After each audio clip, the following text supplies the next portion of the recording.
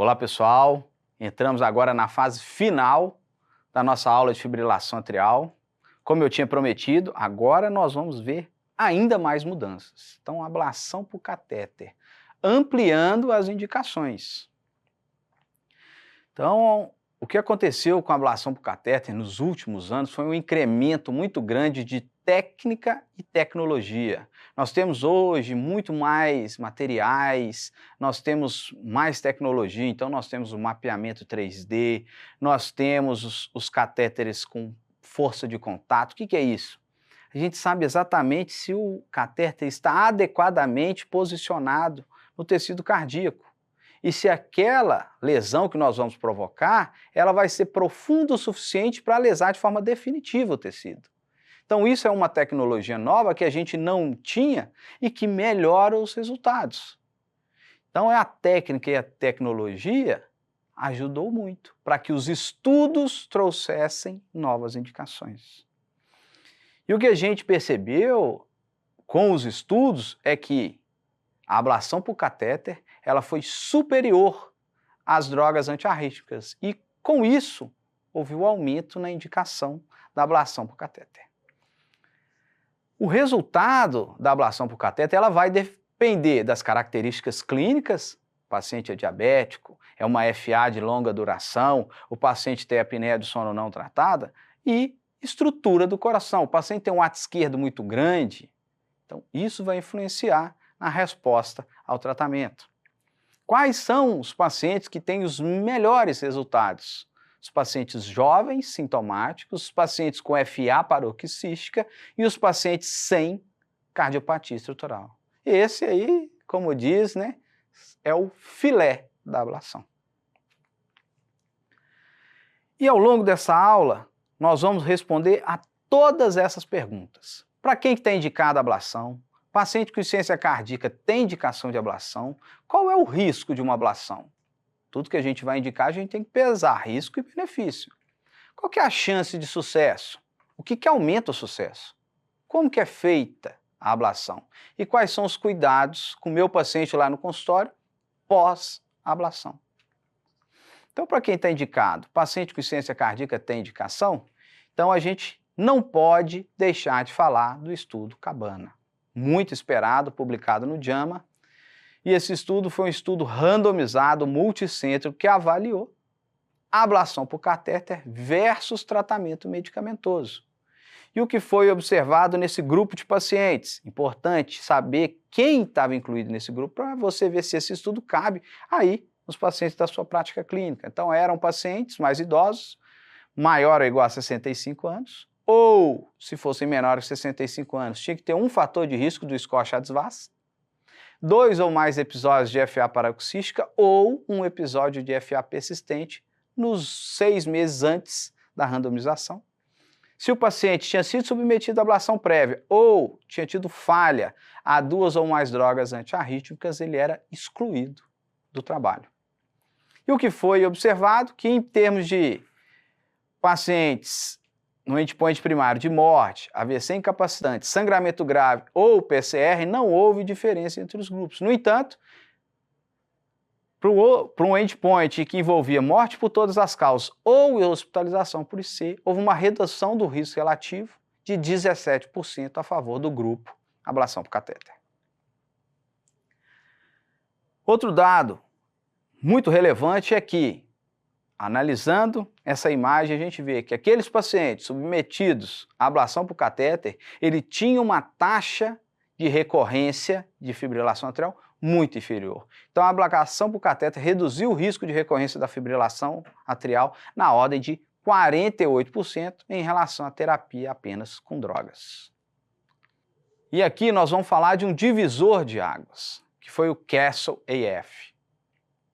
Depois desse estudo, tudo mudou. Então foi um estudo randomizado, multicêntrico, que também comparou um grupo submetido à ablação e outro grupo mantido em tratamento medicamentoso, mas era um grupo de pacientes extremamente graves, eram pacientes com insuficiência cardíaca grave, com fração de ejeção menor ou igual a 35%, sintomáticos, então os pacientes eram NIRA 2, NIRA 3, NIRA 4, com FA paroxística ou persistente. E o que foi observado? Que em relação ao endpoint primário de morte por todas as causas ou piora da insuficiência cardíaca, houve uma redução relativa do risco em 38% a favor do grupo ablação, sem diferença em relação ao endpoint de segurança. E o que a gente pode observar, como já dito anteriormente, em termos de endpoint primário, uma redução do risco relativo de 38%. Mas quando a gente faz a análise de subgrupo, a gente observa que há uma redução do risco relativo de morte por qualquer causa na ordem de 47%, de hospitalização por IC de 44%, de morte cardiovascular de 51% e de hospitalização cardiovascular de 28%.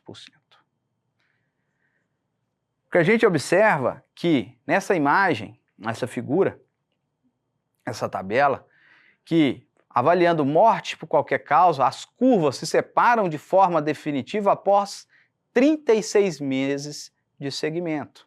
E ainda, a gente observa que esses pacientes do grupo ablação, eles tiveram menos recorrência de fibrilação atrial, eles aumentaram a distância no teste de caminhada de 6 minutos e eles melhoraram a fração de ejeção do ventrículo esquerdo.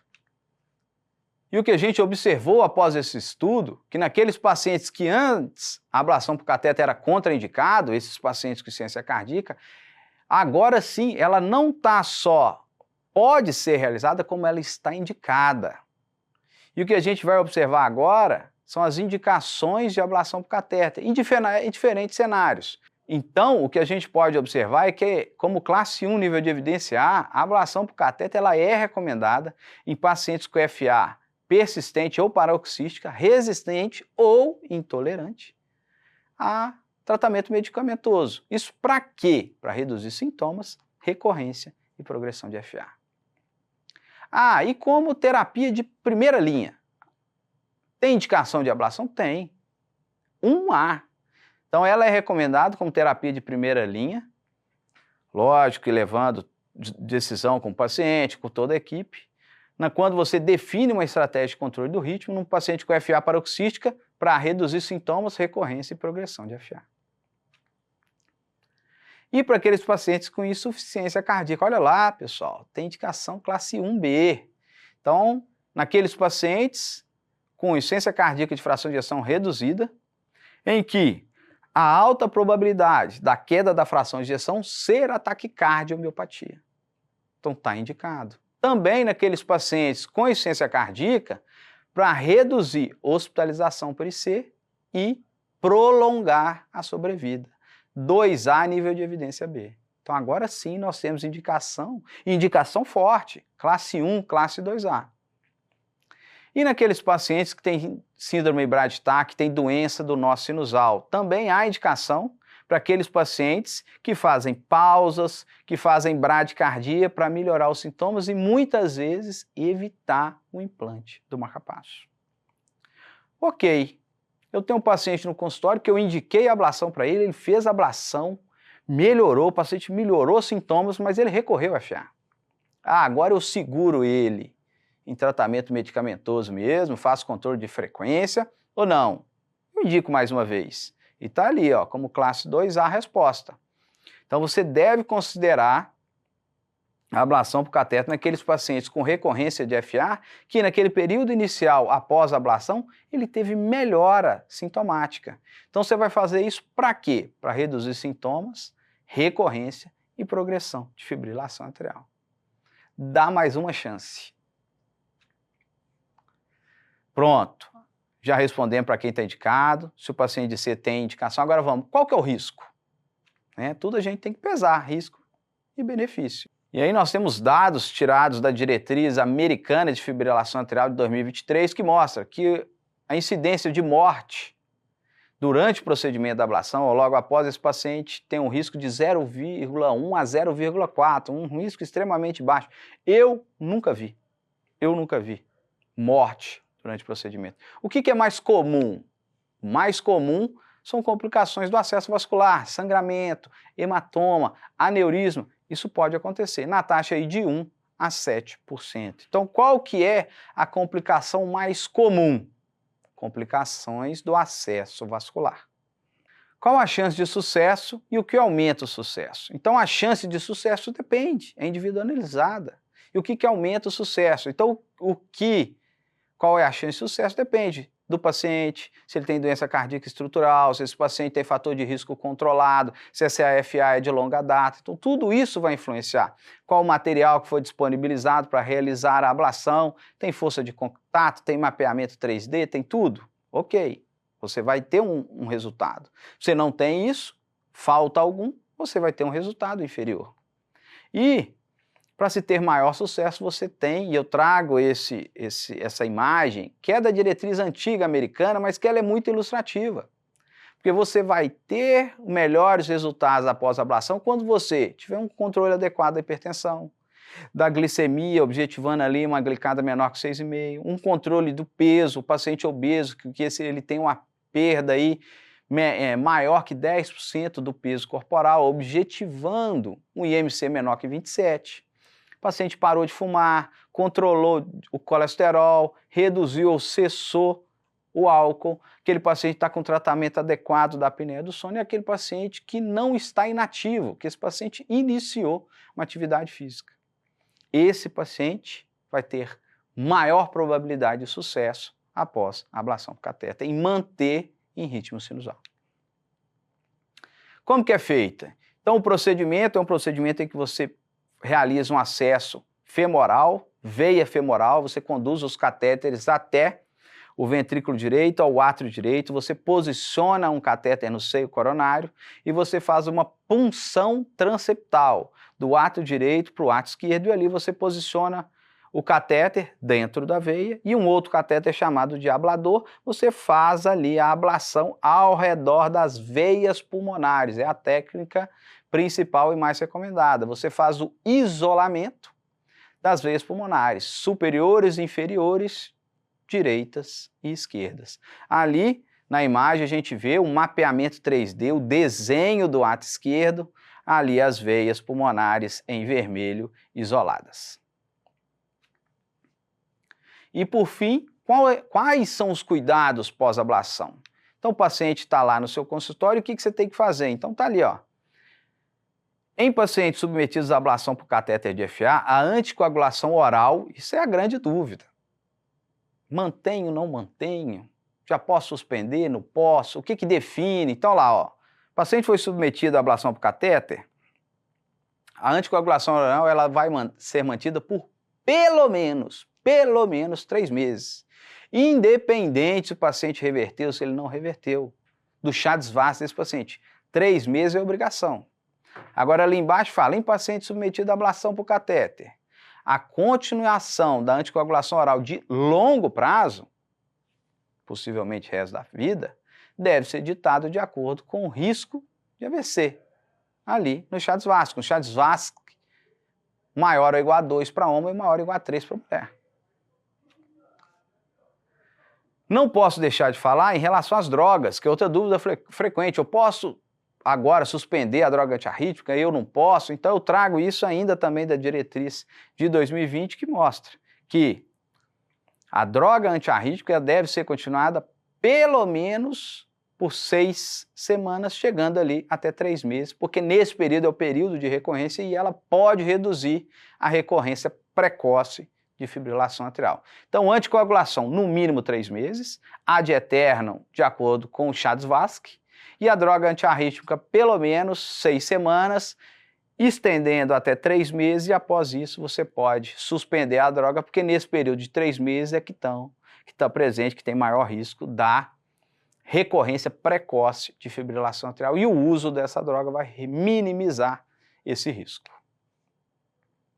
Como é que isso cai na prova? Então, vamos lá, em relação ao cuidado ao paciente pós-ablação de FA, assinale a alternativa incorreta. Então, a ablação de FA é menos eficaz em FA persistente ou de longa duração, em portadores de cardiomiopatia hipertrófica, na obesidade e na apneia do sono. Perfeito, perfeito. Ela é menos eficaz nesse grupo. Presença de focos extra-veia pulmonares ocorrem mais frequentemente em formas persistentes de FA ou em pacientes com remodelamento atrial. Perfeito, é isso mesmo. Então, a maioria dos focos, eles estão localizados ali dentro das veias pulmonares, mas há, e principalmente nesse grupo de pacientes com FA persistente, focos fora da veia. E aí você tem que procurar esses focos. Fístula atrioesofágica é a complicação mais comum pós-ablação de FA, ocorrendo no final da primeira semana. Comentei. Qual que é a complicação mais comum? Relacionada ao acesso vascular. Viu como é que cai? TEC 2022. Tem que saber. Então essa é errada, mas vamos continuar para a gente aprender. Após a ablação, é prudente manter anticoagulação em pacientes com maior risco, Chades-Vasque maior ou igual a 2. Perfeito. A gente falou sobre isso. E a reconexão de veias pulmonares e presença de focos externos às veias pulmonares são fatores predominantes que justificam a recorrência da FA após ablação. Exatamente. Quando você não faz uma lesão profunda suficiente, quando você não tem, por exemplo, a disponibilização de um catéter de força de contato, você faz aquela ablação naquele primeiro momento, há uma reconexão, esse tecido, ele revitaliza e aí você permite essa conexão do foco das veias pulmonares com o tecido atrial e aí é o retorno da fibrilação atrial pós-ablação, a famosa recorrência. Então, resposta é letra C. A gente viu ali, a complicação vascular, 1 a 7%, é a complicação mais comum. Tá lá, letra C. Pessoal, terminamos. Que revisão, hein? Veja que você tenha visto essa aula com cuidado, tenha feito as suas anotações, se precisar reveja a aula, faça as questões do nosso livro, fixe o conhecimento e eu tenho certeza que vai estar preparado para fechar essa prova. E o mais importante, para enfrentar o seu paciente, colocá-lo no devido lugar de um paciente VIP e ter celeridade no tratamento com o seu paciente. Por quê? Quando você está diante de um paciente com FA, você está literalmente diante de um caso de vida ou morte. Meu e-mail está aí, meu Instagram está aí e qualquer dúvida, nós estamos aqui para te ajudar.